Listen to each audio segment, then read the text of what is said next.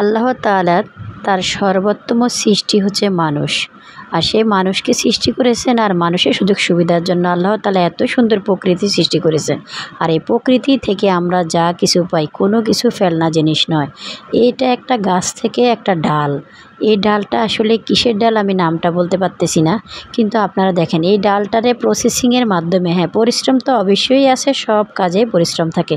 Processing করে বিভিন্নভাবে processing করে কত সুন্দর করে চিকন চিকন একটা আঁশের মতো বের করে তারপরে একটু মোটাভাবে বের করতেছে দেখেন। তারপর আরেকটা প্রসেসিংয়ের মাধ্যমে কি সুন্দর চিকন সুতা বের করতেছে, যা আমাদের নিত্য প্রয়োজনীয় কাজে লাগে। আর এই সুতোগুলোকে আরেকটা মেশিনের মাধ্যমে আপনি একটু মোটা করে তারপর জুতার যে নিচে ব্যবহার করা হয় সোল্ড বলে যেটাকে, এটা কি সুন্দর করে মেরামত করতেছে, যেটা আমাদের বাংলাদেশে মানে থাকলেও এত সুন্দরভাবে ওনারা কাজে লাগাতে এখনও ওইরকমভাবে দক্ষ হয়নি। আর বাহিরের দেশে দেখেন কোনো জিনিসে ফেলনা মানে মনে হয় না, সব কিছু তারা কাজে লাগিয়ে উন্নত প্রযুক্তির মাধ্যমে ব্যবহারের যোগ্য করে তোলে। এই সুতার মাধ্যমে এত সুন্দর যে জুতা তৈরি করা হয়, মানে একটা ফেলনা গাছের ডাল দিয়ে, তা আমরা এই ভিডিওটা না দেখলে বুঝতেই পারবো না। অসাধারণ, আমার কাছে তো খুবই ভালো লেগেছে।